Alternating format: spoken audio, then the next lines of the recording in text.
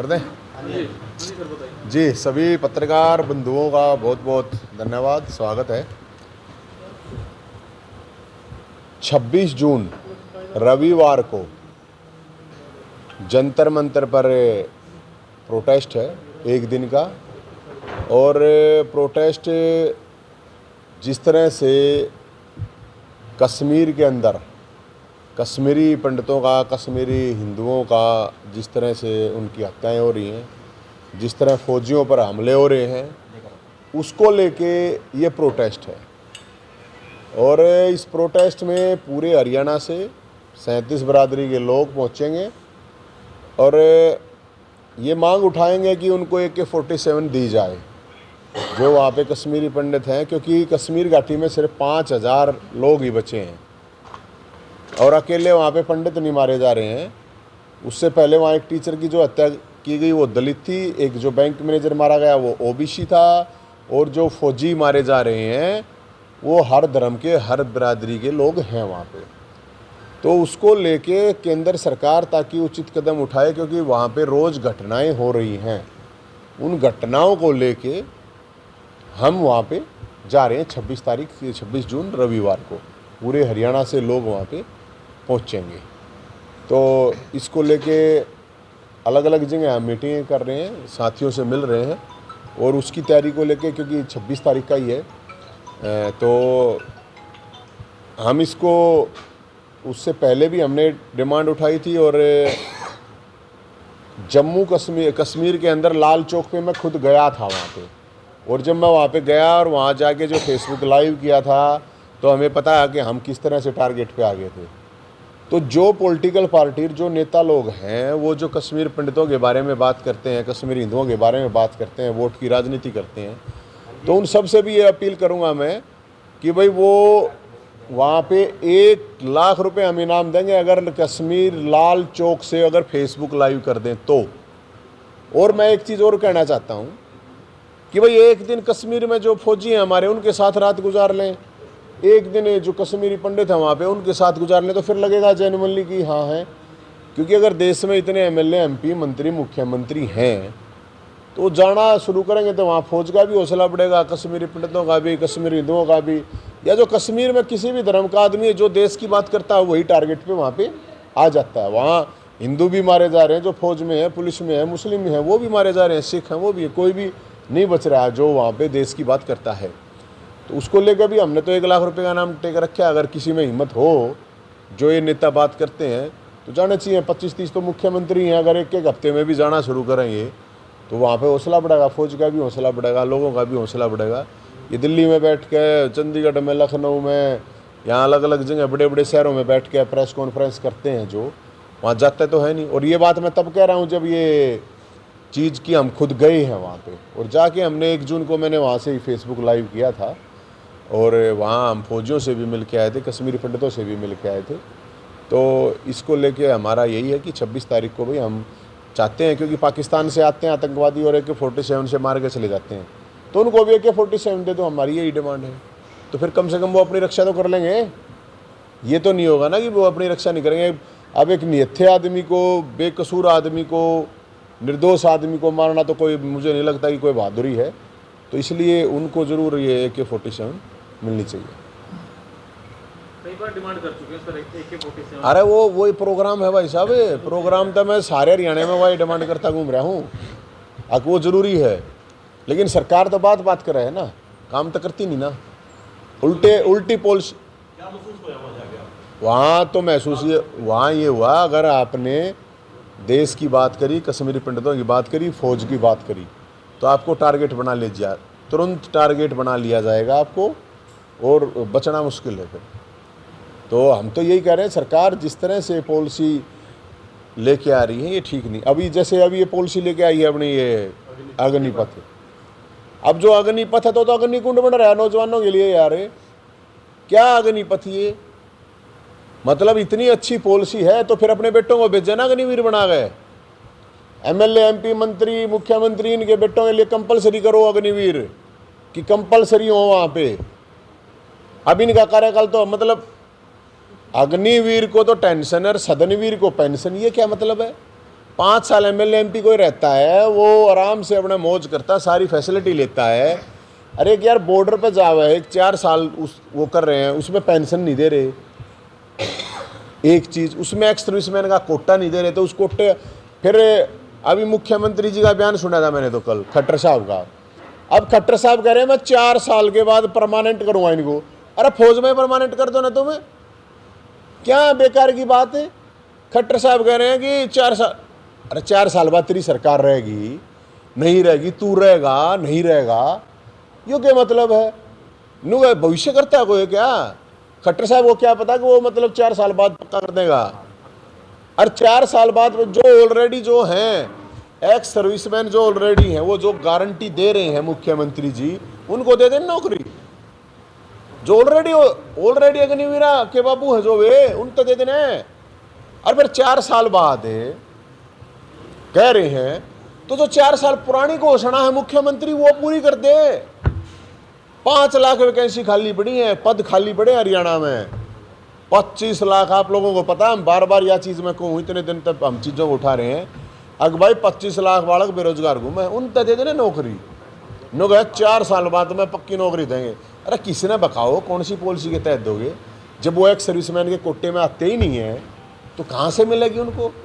कह रहे हैं हम पुलिस में नौकरी दे देंगे। ये 5000 में 3 साल में पूरी हुई है, 5000 3 साल में, या जो ये भर्ती लिस्ट लगी है 5000 वाला का क्या % दे देंगे भाई? 10% बोला।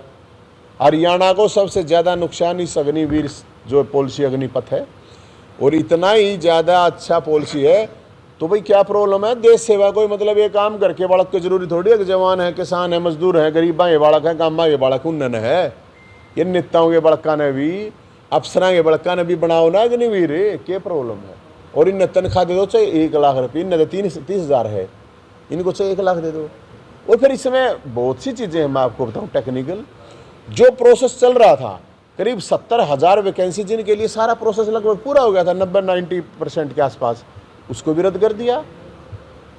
और जो बालक जब आप मतलब सड़कों पर उतर रहे हैं, कोई उन आतंकवादी बतावा है, कोई नहीं गए किसी पार्टी के। अरे किसी पार्टी की औकात है क्या देश में? अब पूरे देश में एक मतलब 24 घंटे में आंदोलन खड़ा करवा दे, बिल्कुल गलत है। और हम सरकार से, मोदी जी से यही कह रहे हैं, जवानों के मन की भी बात सुन लो। अपने अपने मन की जरूरी नहीं है, सारे देश के जवान हैं।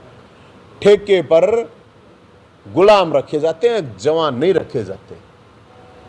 उनको लड़ाई लड़नी है, वहाँ पे गोलियों से सामना करना है, तो उनका कम से कम मोरल इतना तो होना चाहिए कि हाँ हमारे पीछे देश है, सरकार है, संभाल लेगी हमारे घर परिवार को। अब यार 21 साल का रिटायरमेंट आया, बस चट मंगनी पट में नहीं था, चट ज्वाइनिंग पट रिटायरमेंट, ऐसा कभी सुना है? अका गलेगा बाबू तो मान लगी तो काम धंधा नौकरी करता हुआ, बाबू तो नौकरी कर ला रहा यार, छोरा रिटायर भी आ लिया। बड़ी अजीब बात है, गजब की बात है। तो हमारे को तो ये बात समझ में नहीं आ रही किसी तरह से, अब सरकार ऐसी पॉलिसी क्यों लेके आती है? फिर डरावे हैं, दबावे हैं। अब कोई प्रदर्शन नहीं आ रहा तो शांतिपूर्ण प्रदर्शन करने का सबको हक है। ये जो चीज़ें हो रही हैं ये सही नहीं है मेरे हिसाब से। हिंसा की घटनाएं भी आ रही हैं सर सामने, वो उनको आप कैसे देखते हैं? क्या इस तरह की चीज़ें सही भाई हमने तो 4 दिन करा प्रोटेस्ट लगातार, एक भी जब की कीड़ी बीमारी होता है बताओ। ये सरकार आंदोलनों को ख़त्म करने के लिए अपने लोगों को घुसा के हिंसा करवाती है। जिस बालक ने भर्ती होना, आप सोच के देखो क्यों करेगा वो हिंसा? किस लिए करेगा? क्या हिंसा होगी भाई? कुछ प्रोवोक किया जाता है, मान लो प्रोटेस्ट कर रहे हैं, आराम से शांतिपूर्ण तरीके से कर रहे हैं, फिर उन कोई बीच में बढ़ के गड़बड़ करते हैं या कोई पुलिस वाला लठमान लग जाए तो फिर तो बालक कराएंगे ना। लेकिन मैं तो यही कह रहा हूँ कि देश अपना है, संपत्ति अपनी है, हिंसा का रास्ता नहीं। लेकिन ये सरकार ये ना समझे कि भाई ये डरा के दबा के इस जो मूवमेंट को दबा रही है, ये अग्निवीर आग का गोला बन के सरकार ने भस्म कर दें, ये मैं बताऊँगा। सर राज्यसभा सांसद हैं बीजेपी के रामचंद्र जांगड़ा, हाँ। उनका ये कहना है कि इस योजना से जो युवा हैं वो संस्कारवान बनेंगे और जैसे दुष्कर्म और जैसे हत्या जैसी वारदातों से बचेंगे और वहाँ पर देश के लिए सेवा करेंगे, इसलिए ये योजना लाई गई है। दुष्कर्म से हाँ। सांसद ने कर रखा है कुछ ना कुछ गड़बड़, पक्की बात है, इसका चेकअप करवाऊँ सांसद का। अगर सांसद की ऐसी सोच है कि ये जो लड़के हैं ये 4 बजे उठनिया हैं, तेरे ढालानों का सांसद रात ने 12 बजे दारू पीकर तड़के 10 बजे कोई ना उठते। ये 4 बजे उठनिया बालक है, मेहनत करनिया बालक है, दूध पीनिया बालक है, दुष्कर्म वाले को ना ये, अरे दुष्कर्म वाले ना ये इनमें ढूंढो, ये इसमें संसदा में बैठे, विधानसभाओं में बैठे, ये सांसद एमएलए ये है ना, इनके टेस्ट कराओ।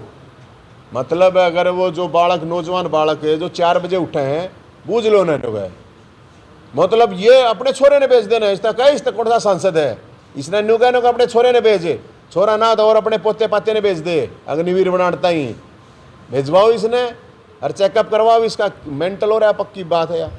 आपने देखा हुआ प्रोटेस्ट, वे बालक मतलब दुष्कर्म करने वाले हैंगे, अरे दूध पीने वाले हैं वे, दारू वाले कौन है, ये भड़का रहे हैं इस तरह के। कोई कहे है अकीन को हम अच्छी टेक्निक हम अपने ऑफिस में रखेंगे, नेताओं की सेवा करना था ना, आप 4 बजे उठते हैं बालक, देश की सेवा और देश की सुरक्षा करने के लिए उठ रहे हैं और अपनी लड़ाई लड़ रहे हैं। और जो ये नेता कह रहे हैं, कोई कह रहा है इनको अच्छी तरह से बोला कपड़े में प्रेस करना सिखाओगे, कपड़े धोना सिखाओगे, झाड़ू पोछा सिखाओगे, तो भाई ये ठेका नहीं ले रखा है इस बात का। नेताओं ने ये जोन सा सांसद कहे हैं ना, इन चीज़ों से बचाने के लिए अपने छोरे ने बचा लेना होगा, ठीक से।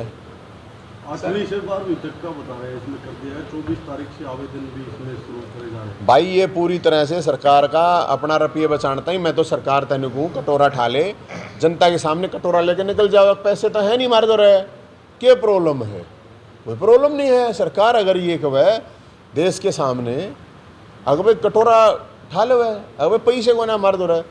ये जो लड़के हैं 4 साल तक, मैं आपको कह रहा हूँ, मैं गारंटी दे रहा हूँ, मैं इनके बीच में रहा हूँ, ये नुगा जी हम फ्री में कर देंगे, कोई प्रॉब्लम नहीं, 4 साल देश की फ्री में 1 रुपया नहीं लेंगे। और बताओ, इन भर्ती तो करो, परमानेंट करो, पर ये ना चल है, ये ठेके पे गुलाम, बता दी ना मैंने, जवान नहीं होता, ठेके पे गुलाम होता है।